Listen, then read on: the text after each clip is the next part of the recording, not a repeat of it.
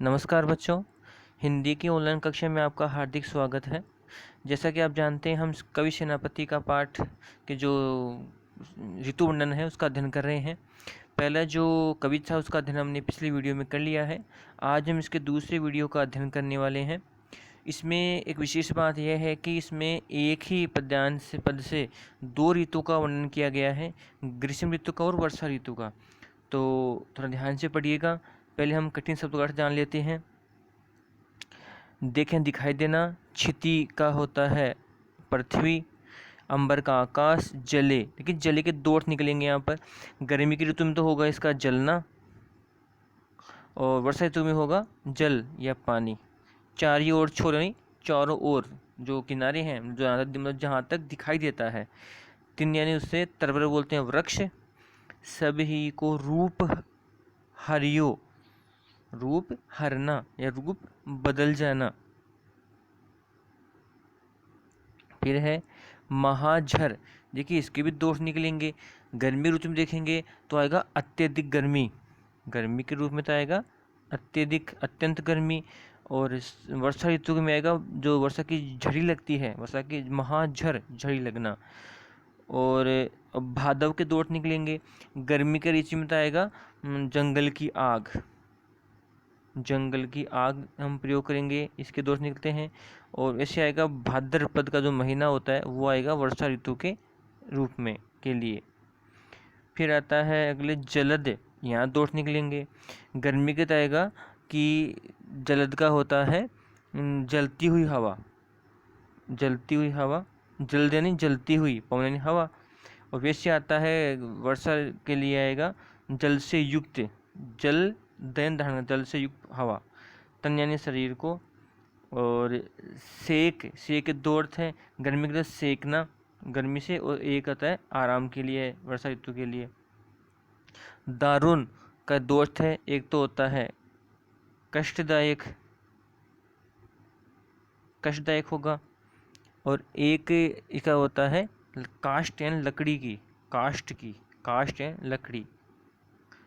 फिर तरनी के दो अर्थ हैं। एक का नाव होता है, एक का सूर्य होता है। तर यानी पार करना, और सीरी यानी ठंडी। घन के दो अर्थ हैं। एक तो घनी, एक घन की बादल भी होता है। छा यानी छाया, चाइबो का चाहना। चित्त यानी मन। और चतुर यानी चतुरता। और कविता यानी कविता की। ग्रीष्म, विषम यानी अलग, वर्षा यानी वर्षा। सम करियो यानी सम्मान कर दिया है। तो मैं इसके दो व्याख्या, दो बार आपको होमवर्क में दो बार व्याख्या करनी है। पहले देखो, पहले वसंत आता है, उसके बाद गर्मी आती है, फिर वर्षा आती है। तो पहले आपको ग्रीष्म ऋतु के संदर्भ में इसे लिखना है, ग्रीष्म ऋतु के संदर्भ में। फिर लिखनी है ग्रीष्म ऋतु के बारे में इसकी व्याख्या। फिर पैराग्राफ चेंज करके लिखनी है वर्षा ऋतु के संदर्भ में। और फिर गर्मी के बाद में आती है वर्षा आती है। तो आप ध्यान से समझिएगा इसको कि वर्षा ग्रीष्म ऋतु के समय देखे क्षिति अंबर जले, चारों ओर छोड़ के, चारों ओर पृथ्वी और आकाश जलते हुए दिखाई दे रहे हैं। गर्मी की वजह से आकाश और पृथ्वी जल रहे हैं। और उस अत्यंत गर्मी के कारण से तरवर सभी को रूप हरियो है, तीन यहाँ घास मान सकते हैं तीन का, कि घास और वृक्ष सभी का रूप हर लिया है। ये सभी मुरझा गए हैं, झुलस से गए हैं अत्यंत गर्मी की वजह से। महाझर, ये जो अत्यंत गर्मी है, ये इसके कारण से भादव की होती चली, चारों ओर एक जंगल में आग लगने की भांति दिखाई दे रही है। जलद पवन, और जो गर्म हवा है, जब तन को, शरीर को स्पर्श करती है, सेक मानो पर ये ऐसे लगते हैं कि वो शरीर को तपा रही हो। सेक यहाँ पर तपाना होता है, तपा रही हो। दारुण तरनी, और अत्यंत गर्मी की वजह से तरनी तरे, सूर्य की तरह, सूर्य के तरह गर्मी से तरे यानी दूर पाने के लिए, नदी सुख पावे, सब सभी लोग नदी के पास जाकर के सुख प्राप्त करना चाहते हैं। नदी किनारे गर्मी कम होती है जल के पास। सीरी घन चाह, यानी ठंडी घनी छाया में सभी का मन जाने को चाहता है। अंत में कहा है, कवि सेनापति कह रहे हैं, मतलब खुद की तारीफ कर रहे हैं कि देखो चतुराई कविता की जू। सेनापति स्वयं की प्रशंसा करते हुए कह रहे हैं कि कवि, मेरी जो कविता की रचना है उसकी जो विशेषता देखिए कि गर्मी और वर्षा जो दोनों विभिन्न ऋतुएं हैं उन सब का एक साथ वर्णन कर दिया है। तो अब हम देखते हैं इसका वर्षा ऋतु के संदर्भ में कि वर्षा ऋतु के समय आकाश और पृथ्वी चारों ओर पानी ही पानी दिखाई दे रहा है। ऊपर तो बादल के रूप में पानी है और नीचे पृथ्वी पर पानी इकट्ठा है। तो पृथ्वी और आकाश चारों तरफ पानी ही पानी व्याप्त है। तीन तरवर सभी को रूप हरियो है। और वर्षा की वजह से कि पानी भर गया है तो सभी का रूप हर लिया गया। लगातार वर्षा होती है तो पौधों का जो रंग है तो पहले झुलसे हुए थे अब हरे भरे हो गए। तो सारा जो रंग रूप है वो बदल गया है, परिवर्तित हो गया है। महाजर लागे, ये जो वर्षा की झड़ी सी लग गई है ये भाद्रपद के महीने तक ऐसी ही चलती रहती है।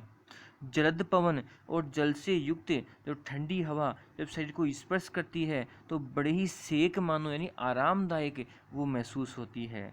दारुण तरनी और वर्षा हो गई तो तरण यानी तरनी तरे नदी को पार करने के लिए दारुण यानी काष्ठ की नाव में बैठकर सभी सुख पाना चाहते हैं। गाँव में पानी भर गया है तो जाएंगे कैसे? नाव में बैठ के जाएंगे। वो किसकी बनी होती है? लकड़ी की।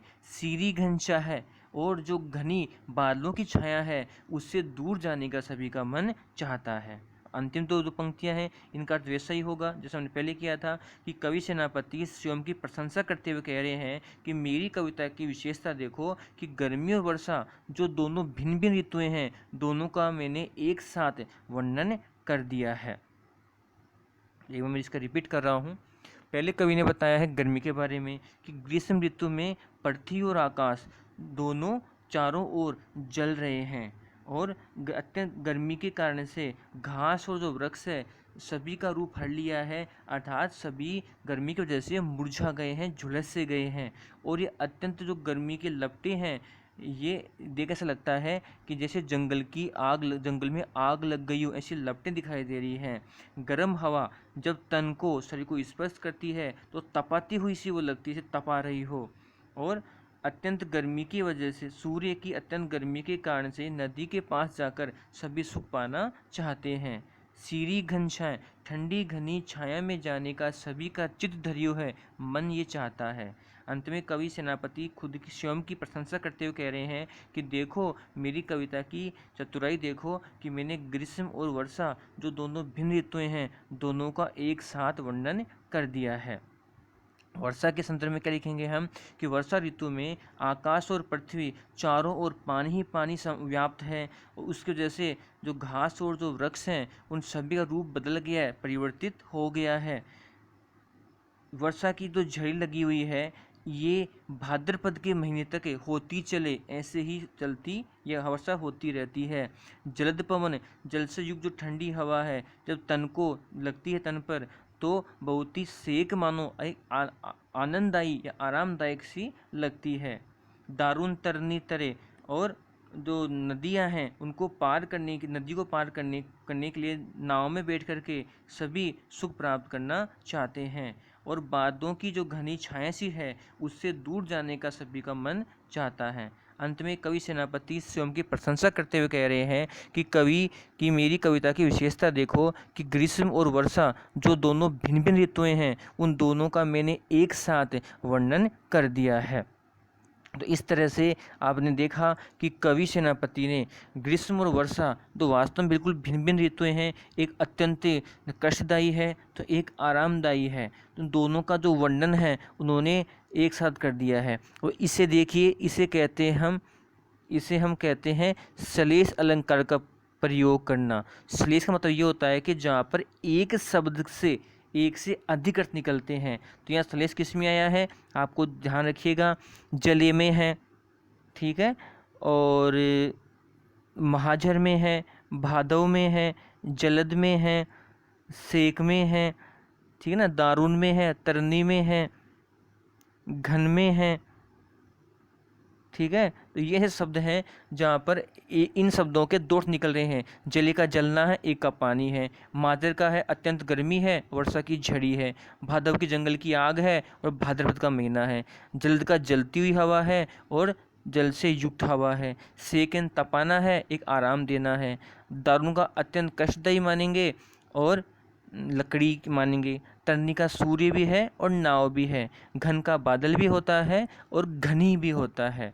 तो इस तरह से हमने आज कवि सेनापति का जो दूसरा पद है, जहाँ पर वो गर्मी और वर्षा दोनों ऋतुओं का वर्णन एक साथ किया है और बड़े ही अच्छे तरीके से किया है। तो आपको व्याख्या भी दो अलग अलग करनी है। पहले करनी है ग्रीष्म ऋतु के संदर्भ में लिख करके, और फिर करनी है वर्षा ऋतु के संदर्भ में।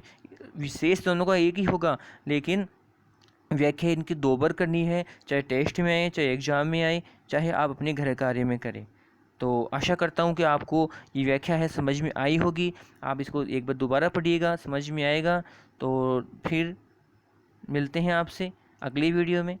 सभी का बहुत बहुत धन्यवाद।